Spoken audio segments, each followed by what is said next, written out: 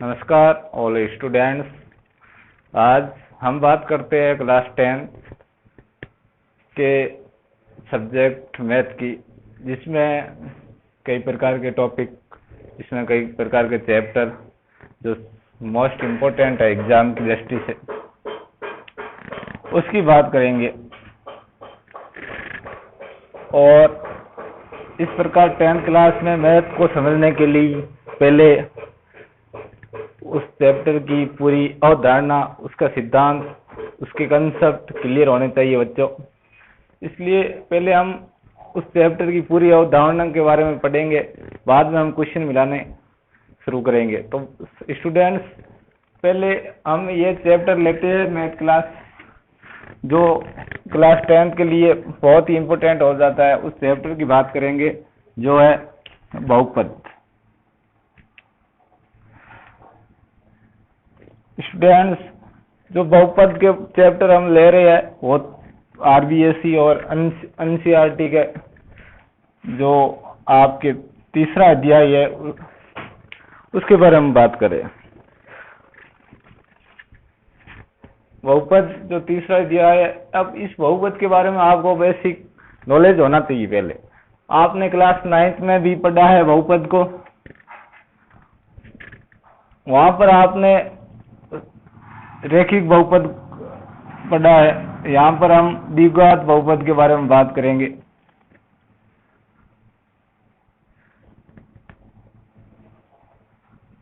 अब आपके दिमाग में ये सवाल चल रहा है कि ये आखिर रेखिक द्विघात क्या होते हैं। तो मैं बात करता हूँ सबसे पहले बहुपद की। बहुपद का मतलब क्या होता है। तो यहाँ पर जो बहु है, बहु का मतलब वो नहीं, जो पति की पत्नी होती है वो बहु नहीं है। यहाँ पर बहु, यहाँ से जो हम वचन पढ़ते हैं, एक वचन बहुवचन, वहां से है ये बहुवचन है। यानी बहु वचन से, वचन की दृष्टि से लीजिए इसको।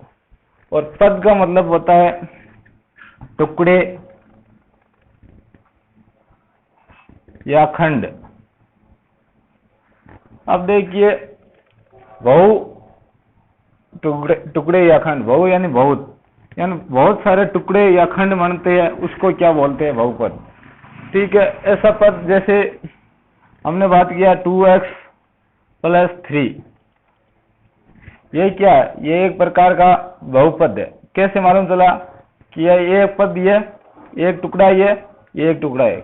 हमेशा टुकड़े को जो प्लस या माइनस चिन्ह से व्यक्त करते हैं। यदि हमने यहाँ पर यह बोल दिया x भाग y, x/y, तो ये एक प्रकार का बहुपद नहीं कह सकते इसको हम। ठीक है। तो ये बहुपद इस प्रकार हमने अलग टुकड़े में या यह भी एक प्रकार का क्या है, बहुपद। इस प्रकार हम बहुपद की परिभाषा से समझते हैं कि किस प्रकार का। अब इनमें से जो x, y, z, ये इस प्रकार के वो होते हैं, उनको बोलते हैं चर, जो क्या होते हैं, बदलते रहते हैं। कैसे, इसकी वैल्यू, इनका मान बदलता रहता है। और एक जो ये होते हैं वो अचर होते हैं, कांस्टेंट, यानी ये वास्तविक संख्या होती है। आपके दिमाग में आ रहा है वास्तविक संख्या क्या है। जो भी संख्या है हम लिखते हैं 1, 2, 3, जो भी संख्या हम लिखते हैं √2, √3, जो भी संख्या वो वास्तविक संख्या कहलाती है। इसलिए हम बेसिक ये क्लास 9th में हमको पढ़ाया गया। अब बहुपद भी 2, 3, जिसको घात के आधार पर बहुपद बांटते हैं, उस बहुपद के प्रकार की बात करते हैं हम। यानी बहुपद कितने प्रकार के होते हैं उसकी बात करते हैं। इस प्रकार हम देखते हैं बहुपद को किस प्रकार बांटते हैं।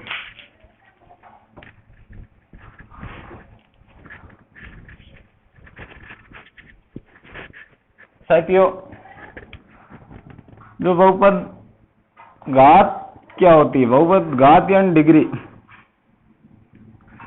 बहुपद की डिग्री क्या होती है, घात क्या होती है। तो किसी भी बहुपद में जो अचर राशि है, जो चर राशि है, चाहे x हो चाहे y हो, बहुपद में जो भी है उसकी जो अधिकतम घात है, जो अधिकतम घात है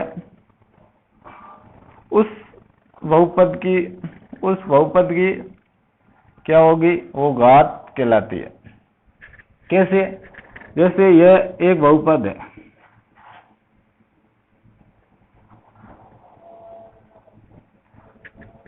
अब इस बहुपद को देखते हम, यहाँ पर जो चर राशि है x है, x के पदों में ये बहुपद है। अब इसमें अधिकतम घात क्या है? 3 है। घात तो 2 भी है, घात 1 भी है, लेकिन यहाँ पर घात अधिकतम क्या है वो देखनी होती। अधिकतम घात क्या है? 3 है। तो यह बहुपद अधिकतम घात है तो 3 घात वाला है, तो इसको हम बोलेंगे त्रिघाती बहुपद। इसी प्रकार यदि अधिकतम घात 1 हो जाए उसको हम बोलते हैं रैखिक बहुपद।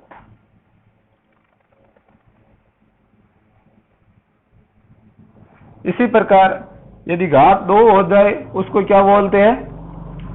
द्विघाती, यानी 2 घात वाला द्विघाती बहुपद, जो हम हमारे क्लास 10th में इसकी बात करेंगे। द्विघाती यानी जिसमें अधिकतम 2 घात हो, इसकी बात करते हैं। रैखिक बहुपद की हमने क्लास 9th में बात की, वो कैसे की, उसके हमने शून्यक भी निकाले 9th क्लास में रैखिक बहुपद के। शून्य क्या होते हैं उसके बारे में हम बात करेंगे। अब हमको लगता है कि भाई ऐसे बहुपद का मान कैसे निकालते हैं, तो हमेशा जो भी बहुपद होता है उसको या तो px के रूप में लिखा जाता है या fx के रूप में। आपके एनसीईआरटी जो 10th क्लास की बुक थी उसमें px के रूप में लिखा गया, क्योंकि बहुपद का इंग्लिश पॉलीमर ऐसा कुछ होता है, तो p से स्टार्ट किया जाता है उसको। और जो आरबीएससी अभी राजस्थान में चल रही है वहां पर fx लिखा हुआ, लेकिन px fx एक ही, जिसको बहुपद को लिखने का तरीका होता है। ये px बराबर जो भी बहुपद है, जैसे हम इस बहुपद की बात करते हैं,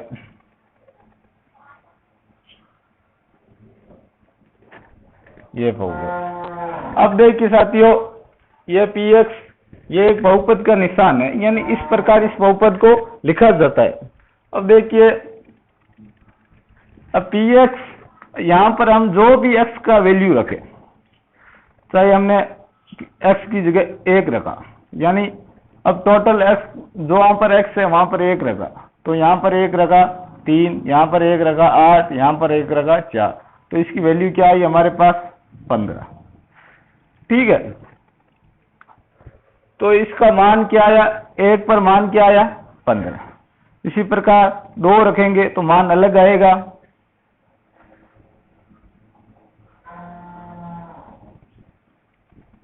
दो रखा तो वैल्यू हमारे पास अलग आई, 20, 32, तो 2 पर मान क्या आया? 32 आया। इस प्रकार एक जहां पर यहाँ पर x की वैल्यू चेंज किया तो मान भी बहुपद का चेंज आ रहा है।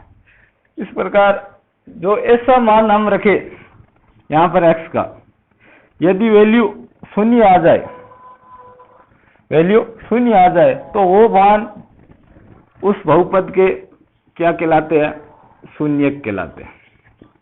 समझ आया स्टूडेंट्स? मैंने क्या बात कही? अब यह बहुपद है, इस बहुपद में जो x की वैल्यू ऐसे मान रखा जाए, यहाँ पर 1 या 2 मान अलग आया, लेकिन ऐसा मान रखा जाए कोई उस बहुपद की वैल्यू क्या आ जाए?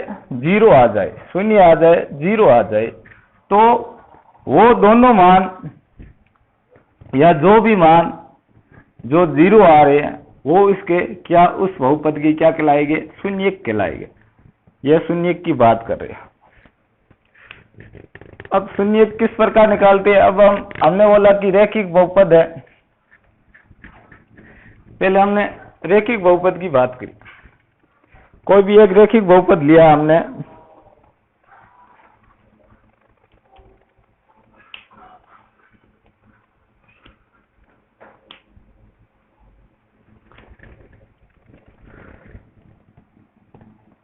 रैखिक बहुपद को इस प्रकार लिखा जाता है।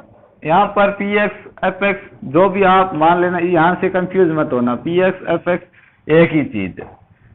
अब हमने क्या बोला कि ऐसी वैल्यू जो इसके मान को क्या किसके बराबर रख दे, 0 के बराबर, तो वो वैल्यू क्या कहलाएगी, एक्स की वो वैल्यू क्या कहलाएगी, शून्य कहलाएगी। तो इस प्रकार की वैल्यू को शून्य के बराबर हम किस प्रकार व्यक्त करते हैं वो भी देखते हैं। तो हम निकालते हैं कि भाई ये 0 है, तो यहाँ पर ए एक्स बराबर -b, इसको b को इधर भेजा, और जो ए एक्स की वैल्यू निकालनी है क्योंकि ये शून्य का आएगा, तो एक्स की वैल्यू हमारे पास -b/a, यह शून्य का फॉर्मूला। तो इसका मतलब b का मतलब क्या है, यहाँ पर b का मतलब यह क्या है, अचर राशि, अचर गुणांक,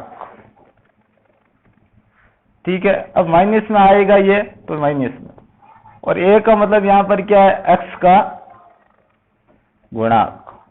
यह किसकी बात कर रहे हैं हम, ये रैखिक बहुपद की बात करें, जो हमने क्लास 9th में पढ़ा है। और हमारे क्लास 10th में क्या है, द्विघात बहुपद है, द्विघात बहुपद है। अब द्विघात बहुपद को किस प्रकार लिखेंगे वो देखते हैं। द्विघात बहुपद को किस प्रकार लिखते हैं, ax² + bx + c।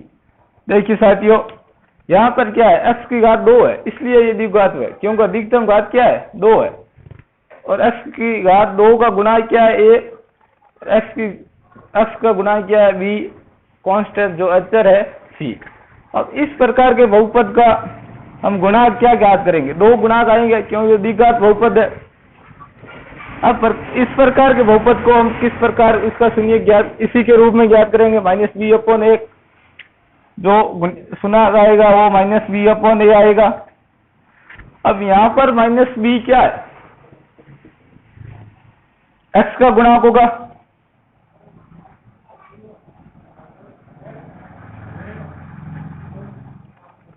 x का गुणांक होगा या नहीं होगा, ये माइनस, और a जो क्या है, किसका गुणांक है, x² का गुणांक होगा। तो हमने ये सीखा कि द्विघात बहुपद होता है, उसका शून्य ज्ञात करने के लिए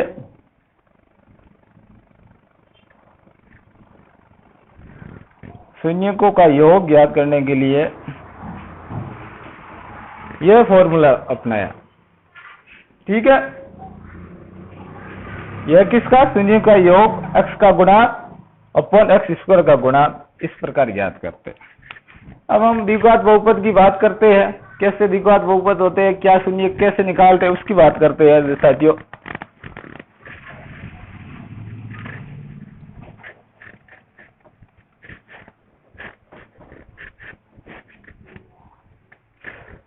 अभी मैंने आपको बहुपद का जो बेसिक कंसेप्ट है, जो बेसिक अवधारणा है, उसके बारे में बताइए। यानी क्लास 9 में आप जो पढ़ा वो भूल गए, उसको रिवाइज कराया, ताकि यह भी होता है कि बहुपद आपको शुरुआती बहुपद, जब आपकी इस बहुपद की अवधारणा आपकी क्लियर हो जाएगी, आपको मालूम हो जाएगा द्विघात पद क्या होता है, रैखिक क्या होता है, शून्य कैसे निकालते हैं, यह सब कुछ मालूम हो जाएगा। तो एग्जाम में जब क्वेश्चन आएगा तो आपका कई बार ये लगता है आपको कि यह क्वेश्चन किस चैप्टर से आया है, और जब आप याद करते हैं, आपको अवधारणा नहीं ज्ञात होती, आपको बेसिक मालूम नहीं होता, और सिर्फ आपको क्वेश्चन का उत्तर आप बार बार लिखते हैं तो कुछ याद हो जाता है।